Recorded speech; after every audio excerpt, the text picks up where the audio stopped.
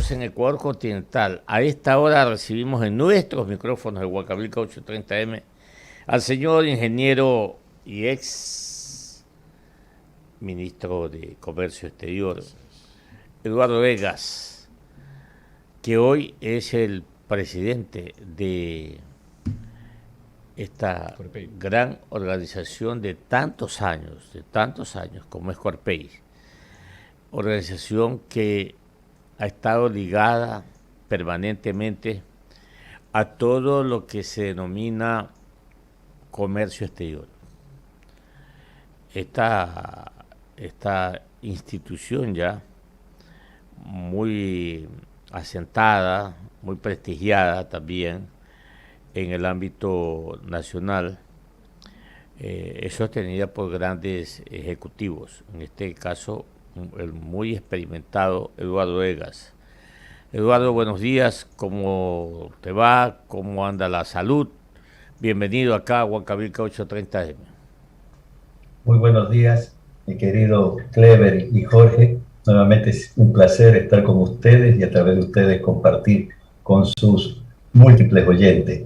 La salud felizmente bien hasta ahora, como queriendo terminar el año y cerrar el balance de salud en buena situación, sin mayor déficit. Lo cual nos alegramos mucho y como que estamos optimistas, esperanzados, con la llegada, según el ministro de Comercio Exterior, doctor Prado, que llegaron 17 aviones privados con más de 50 inversionistas al país hace 2 semanas para conocer qué ofrece el Ecuador, para ver si ellos se sienten atraídos para colocar sus dineros en calidad de inversión. Y a decir del ministro Prado, se interesaron en pesca, se interesaron en agroindustrial, se interesaron en minería, en petróleo. No nos supo decir si se interesaron en turismo, tampoco en el sector servicios, pero Eduardo Egas, que está muy compenetrado en este quehacer, ¿qué lectura tiene de ese particular? Bueno, efectivamente hay un mayor interés por los inversionistas extranjeros por analizar las oportunidades que el país le ofrece.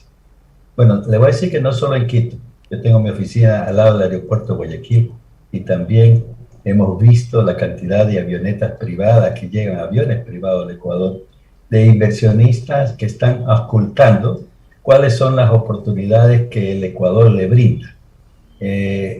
Yo creo que en los actuales momentos, ese interés que se ha despertado en la inversión extranjera proviene de ciertos factores internos y ciertos otros externos. Debo decirle que no es que reunimos todas las condiciones, ¿no?, que un inversionista quisiera para confiar sus recursos en un país. Pero estos factores internos y externos están ayudando a interesarse en el país. Los internos indudablemente son la apertura que el gobierno ha hecho de sectores como los petroleros, mineros y energía, que es donde se concentra el mayor interés de la inversión extranjera para el caso del Ecuador. Principalmente en energía, Clever, bueno, se está dando un movimiento mundial de un traspaso de tipos de energías renovables a no renovables, ¿no? Que está despertando el interés de inversiones, no solo de gente especializada en estos negocios, sino también de empresas, tratando de buscar proyectos de energía renovable, de energía limpia como tal. Y eso despierta mucho interés. El segundo elemento de ese proceso de apertura que el gobierno ha hecho es indudablemente que es un gobierno más abierto, más liberal, más de apertura del país, y eso llama la atención al inversionista.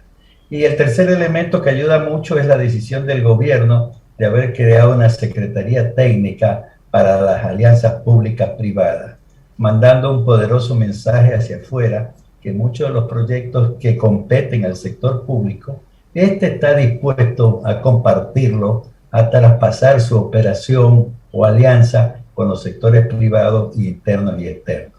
Y ahí caen pues todos estos proyectos de energía, petróleo, también obras de infraestructuras muy importantes, y también entra el sector minero. Pero por el otro lado hay unos factores externos que también están ayudando mucho a fijarse en el Ecuador. Y esos factores externos son indudablemente la incierta situación política que reina en la región. Vemos el caso de Chile, convulsionado y con unas elecciones a pelearse entre los extremos, que nunca es buena, ¿no? Porque eso va a indicar que no va a haber una estabilidad, gane con quien gane, ¿no? Por no tener mayorías en los congresos y por pelearse en posiciones extremas.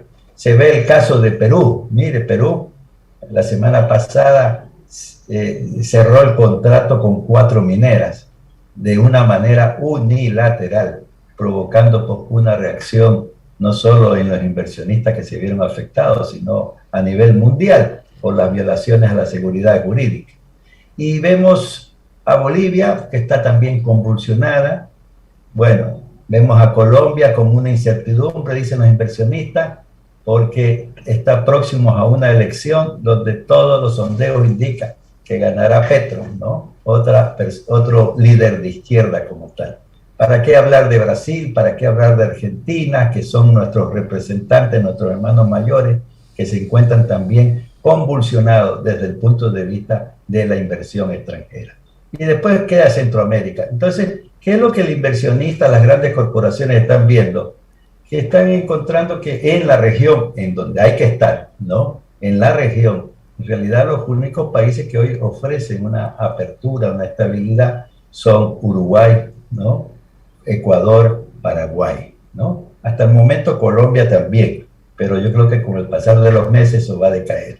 Entonces, eso está despertando también el interés de la inversión extranjera por estar presente en el país. Y el otro elemento externo que nos ayuda, Clever y Jorge, es que en el mundo hay un exceso de dinero. El dinero apesta ahorita en el mundo. ¿Por qué? Porque ante la pandemia y para evitar que sus economías entren en una recesión, los gobiernos comenzaron a hacer funcionar la máquina creadora de dinero y crearon dinero inorgánico que da miedo. Especialmente Estados Unidos, Eduardo.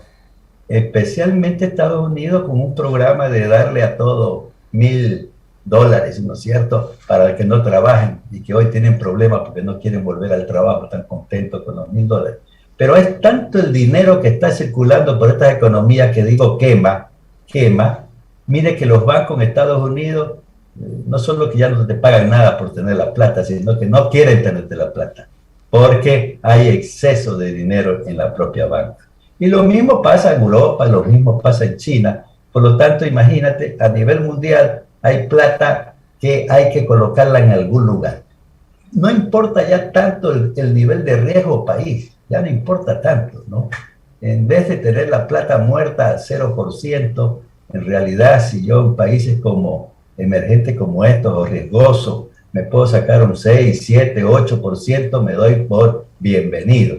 Y hay muchas empresas que están obligadas a invertir sus recursos, como las compañías de seguros, ¿no? Y entonces han surgido con mucha más fuerza los fondos de capital, ¿ya? Especializados, armados fondos de capital para buscar proyectos energéticos, fondos de capital para proyectos de salud, de educación, de petróleo, de construcciones, de turismo, etc. Ese es el otro elemento, Clever, que hace que en realidad esa inversión extranjera esté interesada por el Ecuador y es lo que hace que lleguen esos aviones a los aeropuertos de Quito y de Guayaquil tratando de averiguar más, ¿no? Esa es la oportunidad, sí, es la oportunidad del país, digamos. 7 de la mañana, 22 minutos, dialogando aquí en Huancavelica 830 AM con el ingeniero Eduardo Egas, presidente ejecutivo de Corpey. Como es de conocimiento público, Eduardo, la reforma a la ley de régimen tributario se va a inscribir en el registro oficial en el transcurso de la semana. ¿Qué visión tiene Corpey? ¿Será que el gobierno está dando cumplimiento a que se haya aprobado esta ley para lograr cumplir un requisito con México para poder ingresar al acuerdo o bloque comercial Alianza del Pacífico? ¿Será que también cumplirá como requisito ante el Fondo Monetario Internacional, que al final del día es nuestro garante ante las ventanillas de crédito en el mercado del dinero internacional? ¿Qué visión tiene la Corpey sobre esta ley reformada? Bueno, esta propuesta de ley, que básicamente tiene un fuerte efecto tributario como tal, ¿no? Indudablemente va a tener sus aspectos positivos y negativos con muchas de las cosas. Comienzo por lo primero. Efectivamente, a mi criterio, esa ley trata de cumplir con ciertos compromisos con el Fondo Monetario Internacional principalmente, el de sanear la política fiscal, los saldos fiscales como tal. No nos extrañemos, Clever y Jorge, que en los próximos días, tan pronto se promulgue esa ley, el riesgo país comience a bajar de punto, porque indudablemente es una señal de una mayor disciplina fiscal como tal.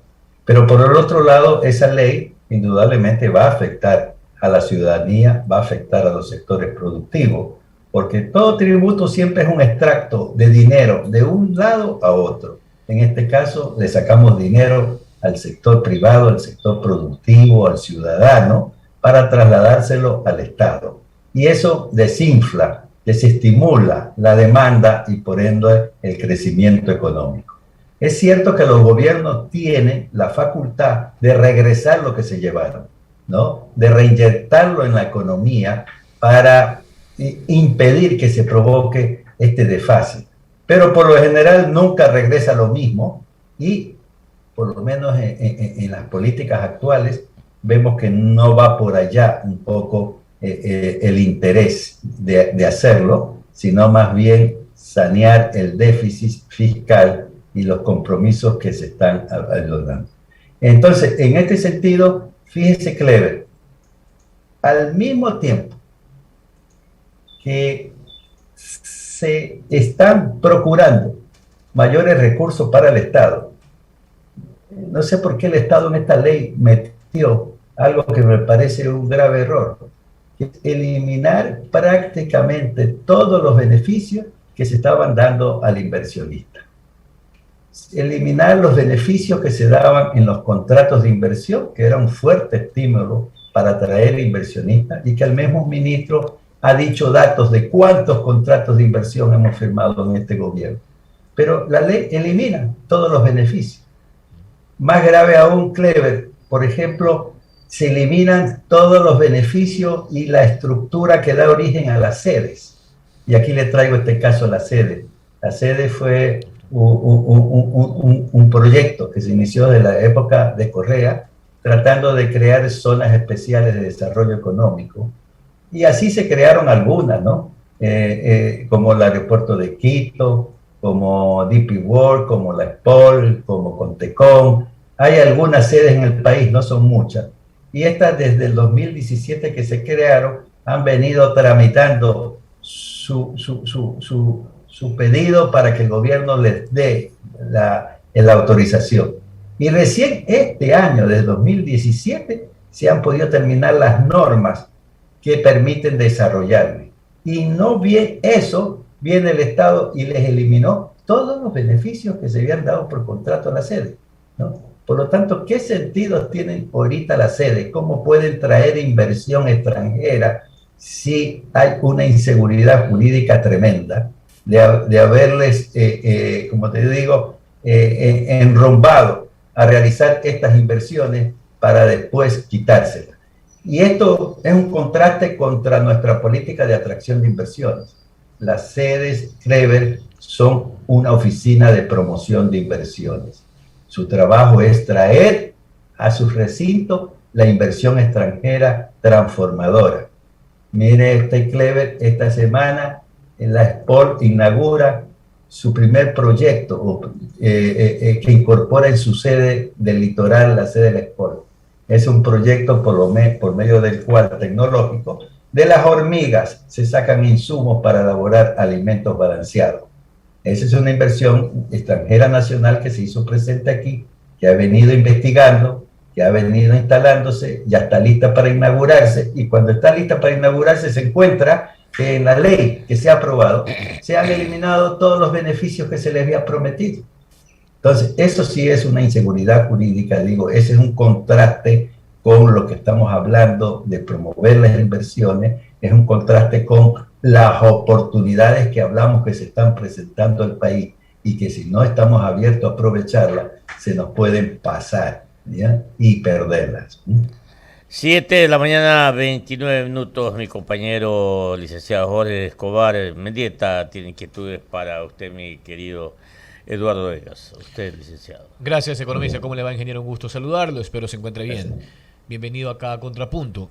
Ahora, el detalle es, si hay esa eliminación que consecuentemente sería un perjuicio para las nuevas inversiones, ¿cuál sería el panorama para el Ecuador, que está empeñado no solo en definir el asunto de la Alianza del Pacífico, sino de concretar también un acuerdo comercial con Estados Unidos? ¿En qué medida aquello podría obstaculizar o eclipsar estos acuerdos? Porque lo que se ha dicho desde el gobierno en materia de beneficios para las empresas, para las nuevas inversiones, es que se disminuiría hasta en 3 puntos el pago del impuesto empresarial a la renta. Es decir, no pagarían el 25%, sino el 22%. Es lo que se ha señalado como uno de los incentivos en materia de inversión. Esto contrastaría con la eliminación de las exoneraciones, incentivos tributarios en materia de las sedes que antes eran conocidas como zonas francas también, ¿no? Sí, definitivamente contrasta, ¿no? Porque usted para empresas como DP World instalan una zona franca con mucha inversión, adecúan terreno, adecúan la instalación para que sea apropiada para recibir proyectos, hacen todo lo que debe tener una ciudad industrial. Comienzan a promover, traen un inversionista, ¿no? Convencido de los beneficios que va a encontrar dentro de ese recinto. Y la ley establecía una serie de beneficios: exoneración de impuestos a la renta por 10 años, exoneración de aranceles, exoneración de ICD en algunas cosas, garantías de estabilidad, y todo eso se elimina de repente. Entonces imagínense el efecto. ¿Qué efecto va a tener esta ambigüedad a nivel de los objetivos que usted dice? México, Estados Unidos, Alianza del Pacífico. Va a tener un efecto contrario por este lado, indudablemente. Fíjense que en el caso de México, lo más importante para ellos en el proceso de negociación de un acuerdo con Ecuador es la parte de inversión. Recuerden que México es nuestro principal inversionista en el país. México es la plataforma de empresas americanas que para operar en la región se instalan en México y operan desde México y no desde Estados Unidos. Y por eso es nuestro principal inversionista. Y México sí nos está exigiendo, en primer lugar, seguridad jurídica. Seguridad jurídica. Que no andemos así, que ofrecemos unos beneficios y después los quitamos, que ofrecemos una regla y después los quitamos. Y seguridad jurídica que les permita a ellos, si mañana tienen un conflicto, tener una instancia para discutirlas de manera independiente de los intereses de las dos partes. Entonces va a afectar. En el caso de Estados Unidos también el aspecto de inversión indudablemente es muy importante. Bueno, y en el caso de los otros países, indudablemente. Yo confío que este gobierno, ¿no es cierto?, que es un gobierno inteligente, que tenemos un buen ministro de la producción, en realidad van a corregir estos problemas que se han provocado, quizás por un apuro en la ley. Lo que yo sí llamo es que lo resuelvan rápido, porque si dejan un lapso de un mes, 2 meses, 3 meses sin resolverlo, esa inversión se va. La que ya vino, se va, ¿no? Aquella que vino a un evento en Quito grandioso hace poco y que al mismo tiempo se estaba discutiendo en la Asamblea una ley que quitaba beneficios a la inversión extranjera. Eso es la parte que debemos corregir, esa es la parte que debemos enfrentar. Y sobre todo, ingeniero, porque lo de la eliminación progresiva del impuesto a la salida de divisas aún está en ciernes, ¿no? De hecho, el mismo gobierno ha señalado por ahora, pues, consideramos que no es posible, más aún cuando ese impuesto genera un poco más de 1.200 millones de dólares anuales al erario nacional. La idea es encontrar esa sinergia, ingeniero, que permita, por un lado, sí, tener una política de más Ecuador en el mundo y más mundo en el Ecuador, pero que tenga un marco jurídico o una normativa consecuente que se pueda articular para que ese imán termine cumpliendo el objetivo. Así. Yo confío, mire, que este gobierno tiene la capacidad para conseguir los objetivos. Lo ha ido demostrando poco a poco y a pesar de no tener mayoría en la Asamblea, ¿no? A pesar de ser un gobierno nuevo, de gente joven, poco a poco va avanzando en los grandes objetivos del país. Y este pues debe ser uno de los primeros de su política. Si no nos aperturamos hacia afuera, si no traemos a la inversión extranjera, si no traemos a los capitales externos, en realidad el modelo del presidente Lasso no va a funcionar. No va a funcionar.